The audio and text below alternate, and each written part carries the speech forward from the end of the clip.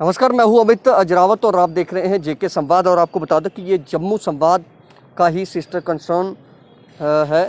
और इस पेज को हमने आपको पहले भी बताया था कि दरअसल पहले भी हमने एक पेज शुरू किया था, क्योंकि जम्मू संवाद का पेज जो है वो हर एक व्यक्ति तक उसकी नोटिफिकेशन जो है हमारे व्यूअर्स तक नहीं पहुंच पाती है। तो कई बार हमें लोगों ने कहा कि आपकी नोटिफिकेशन नहीं आती है, तो इस कारण अब हमें टेक्निकली उसमें कुछ खराबी के कारण अब हमें ये जेके संवाद जो है इसको बनाना पड़ा है। और जेके संवाद पर भी आपको अब जम्मू संवाद की टीम की तरफ से जो खबरें होंगी वो आपको दिखाई जाएंगी, तो इसलिए इसको भी आप लाइक कर लें और ताकि आपको हर एक खबर जो है वो मिले।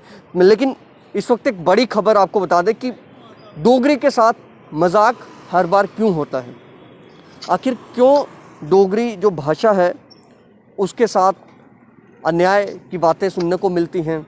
जो युवा हैं जिन्होंने डोगरी में पढ़ाई की है उनके साथ भेदभाव की बातें सुनने को मिलती है। लेकिन अब ये जो खबर मैं आपको बताऊंगा कि कैसे जम्मू कश्मीर हायर एजुकेशन जो डिपार्टमेंट है वो किस तरह से इन डोगरी के जो स्टूडेंट्स हैं इनके साथ किस तरह से बद्धा मजाक कर रहा है।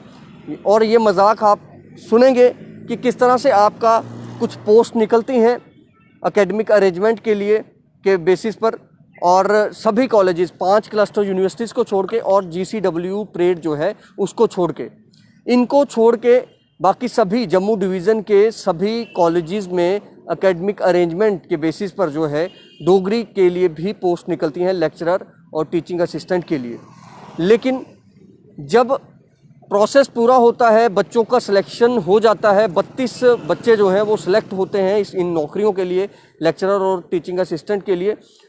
लेकिन उसके बाद जब वो कॉलेज को उन्होंने चूज़ करना है, टेंटेटिव कॉलेज जो है उसको उन्होंने जब चूज़ करना है, ऑनलाइन ये था, लेकिन तब आप सोचने पर मजबूर हो जाएंगे कि आखिर ऐसे ऑर्डर निकालते क्यों हैं जब आपके पास वैकेंसीज ही नहीं होती हैं। वहाँ पर जब बच्चों ने अप्लाई करने की कोशिश की तो वहाँ पर ये दिखाया गया वेबसाइट पर कि नो वैकेंसी अवेलेबल। जब वैकेंसी नहीं थी तो फिर पोस्ट क्यों निकाली गई, क्यों इस तरह से इसको एक तामझाम से बढ़ा चढ़ा कर दिखाया गया कि हम डोगरी के लिए भी पोस्ट निकाल रहे हैं, युवाओं को जो बेरोज़गार हैं डोगरी में पढ़ाई करके उनको भी नौकरी दे रहे हैं।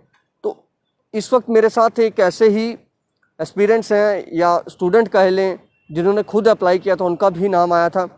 साहिल जी, क्या कहेंगे आप, ये क्या था और थोड़ा सा क्लियर करिए कि क्या था ये, किस तरह से ये था पूरी जो पोस्ट निकली थी एकेडमिक अरेंजमेंट बेसिस पर। जी सर, अमित सर बड़ा बड़ा शुक्रिया आपका। मैं ये बड़ा कंफ्यूज हूँ कि मैं आपसे डोगरी में बात करूँ या हिंदी में बात करूँ। मुझे दिक्कत ये आ रही है और कहीं ना कहीं एक तरह से मैं शर्म महसूस कर रहा हूँ डोगरी में बात करते हुए। माफी चाहूंगा, मैं इतनी बड़ी बात बोल रहा हूँ, एक डोगरा होकर मैं इतनी बड़ी बात बोल रहा हूँ, मैं माफी चाहूंगा। क्योंकि जिस तरह से बद्दा मजाक हर बार हम डोगरी वालों के साथ, जिन्होंने डोगरी भाषा में MA MPhil PhD की है, उनके साथ किया जाता है, तो कहीं ना कहीं मुझे बड़ी हीन भावना महसूस होती है ये सब देखते हुए डोगरी बोलने में। लेकिन फिर भी मैं आपसे डोगरी में बात करूंगा।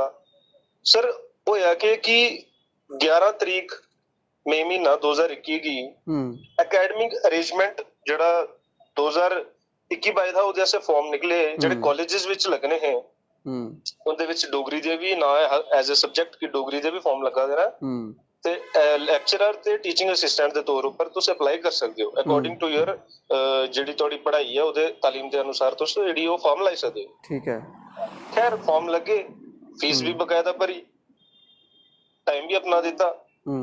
और फिर क्या होया कि 10 तरीक ਜਿਹੜੀ ਹੈ ਉਹ ਫਾਈਨਲ ਮੈਰਿਟ ਲਿਸਟ ਆਈ ਜਿਹਦੇ ਵਿੱਚ 32 ਬੱਚੇ ਦੇ ਨਾਮ ਹੈ। 10 ਜੂਨ की जी 10 जून सॉरी 10 जुलाई की। अच्छा 10 जुलाई की, 10 जुलाई की ਜਿਹੜੀ ਫਾਈਨਲ ਮੈਰਿਟ ਲਿਸਟ ਜਿਹੜੀ ਤਿਆਰ ਹੋਈ ਸਾਈਟ ਉੱਪਰ ਅਸੀਂ ਦੇਖੀ, ਉਹਦੇ ਵਿੱਚ 32 ਬੰਦੇ ਦੀ ਸਿਲੈਕਸ਼ਨ ਹੋਈ, ਜਿੰਦੇ ਵਿੱਚ 15 ਲੈਕਚਰਰ ਸੇ और 17 ਜਿਹੜੇ ਟੀਚਿੰਗ ਅਸਿਸਟੈਂਟ ਹੈ।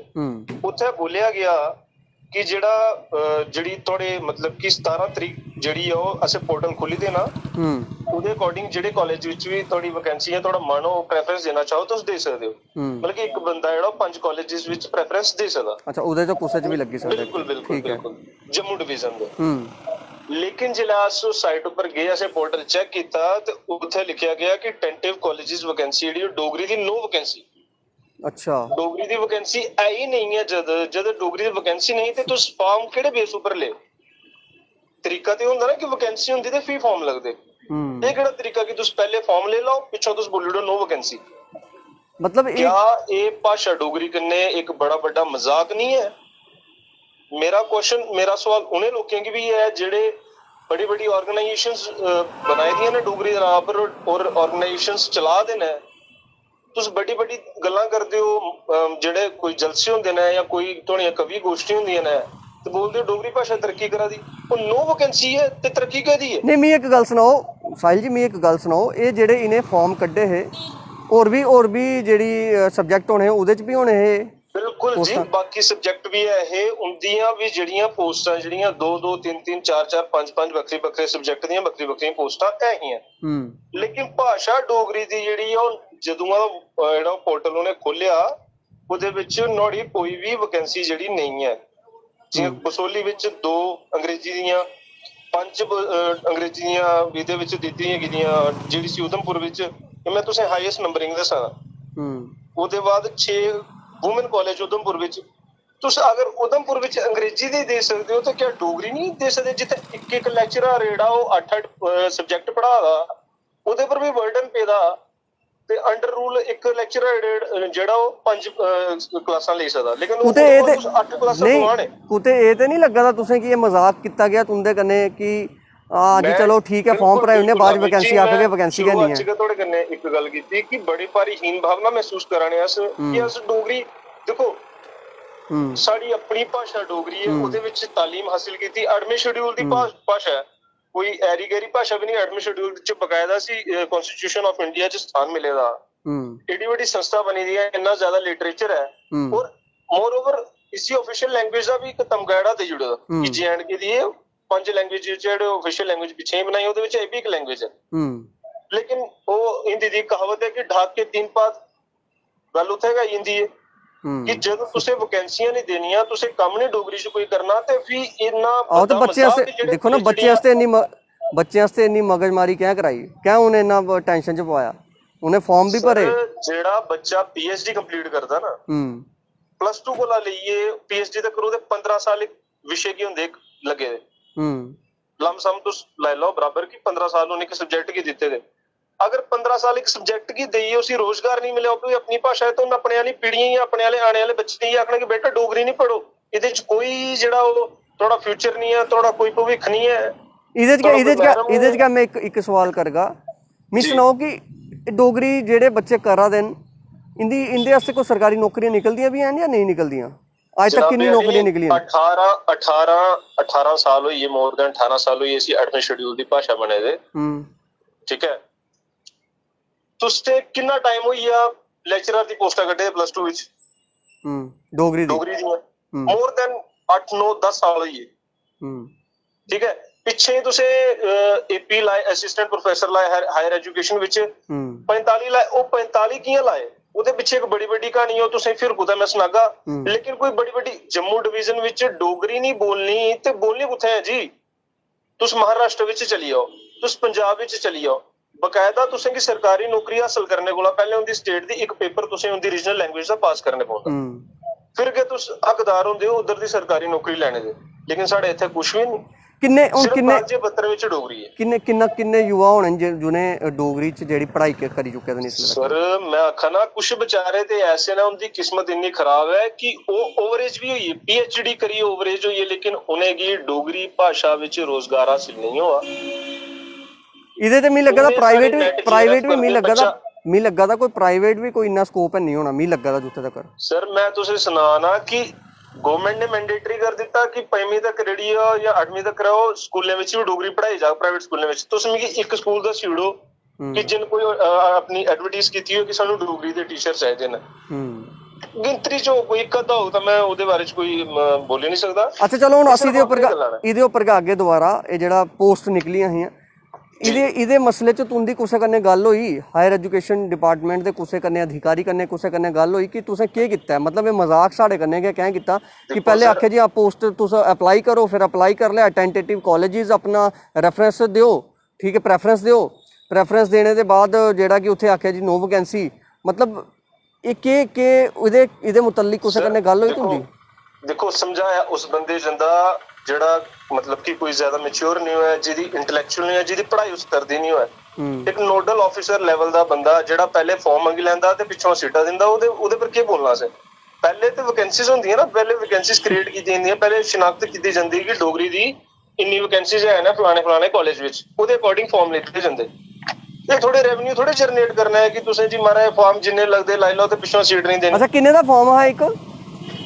ਸਰ ਉਹ ਕੋਈ ਯਾਦ ਨਹੀਂ ਹੈ ਮੇਰੇ ਸਾਹਮਣੇ, ਕੋਲ 250 ਰੁਪਇਆ ਫੀਸ ਕਟੋਈ ਸੀ। ਅੱਛਾ, ਤੇ ਉਹਦੇ 'ਚ ਇਹ ਵੀ ਹੋਣਾ ਹਾ ਕਿ ਕਈ ਬੱਚੇ ਹੋਣੇ ਇਹ ਤੇ ਚਲੋ 32 ਸਿਲੈਕਟ ਹੋਏ ਮੈਰਿਟ ਦੇ ਹਿਸਾਬ ਕਰਨੇ, ਲੇਕਿਨ ਬੜੇ ਨਾ ਸਰ, ਮੈਂ ਤੁਸੀਂ ਆਖਣਾ ਐਸੇ ਬੱਚੇ ਨੇ ਜਿਹਨੇ ਇੰਨੀ ਮਿਹਨਤ ਕਰੀ ਹੈ, ਨੈਟ ਜੀਆਰਐਫ ਕੀਤਾ, ਔਰ ਉਹਦਾ ਭਵਿੱਖ ਜਿਹੜਾ, ਉਹਦਾ ਫਿਊਚਰ ਜਿਹੜਾ ਉਹ ਬਿਲਕੁਲ ਜਿਹੜਾ ਉਹ ਡਾਰਕ ਹੈ। ਮੈਨੂੰ ਇਹ ਸਮਝ ਨਹੀਂ ਆਉਂਦੀ ਕਿ ਕਿਸ ਬੇਸਿਸ ਉੱਪਰ ਲੋਕ ਬੜੇ ਚਾਂ ਬੋਲੀ ਉੜਦੇ ਕਿ ਹਾਂਜੀ ਡੋਗਰੀ ਭਾਸ਼ਾ ਬੜੀ ਤਰੱਕੀ ਕਰਾਈ।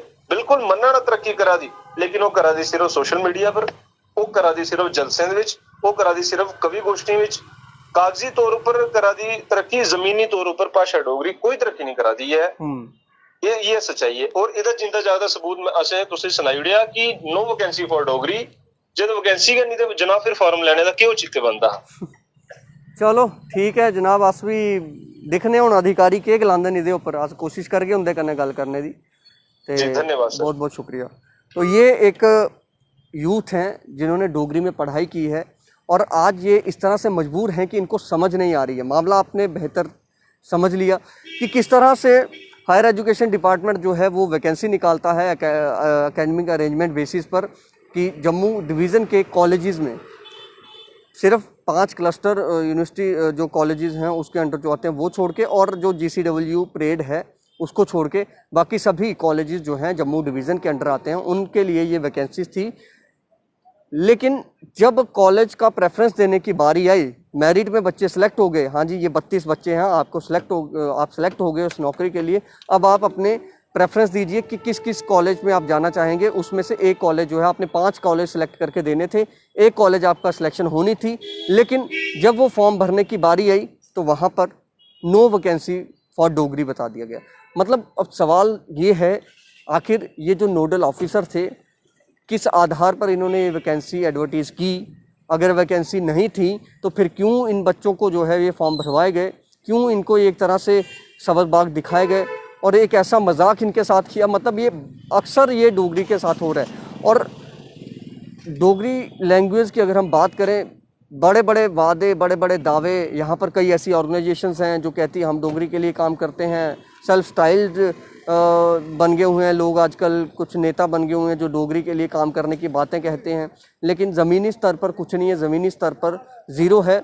और जिन्होंने डोगरी में पढ़ाई की है वो आज इस तरह से मतलब दर-बदर भटकने को मजबूर हैं कि उन्हें समझ नहीं आ रहा कि आखिर कौन सा वो टाइम था जिस समय उन्होंने डोगरी की पढ़ाई करने का सोचा था। यही स्टूडेंट्स कह रहे हैं, यही युवा कह रहे हैं, ये हम नहीं कह रहे हैं। आपने सुना किस तरह से वो आज परेशान हैं और वो कोस रहे हैं उन लोगों को जो खुद को ये कहते हैं कि हम डोगरी के रहनुमा हैं।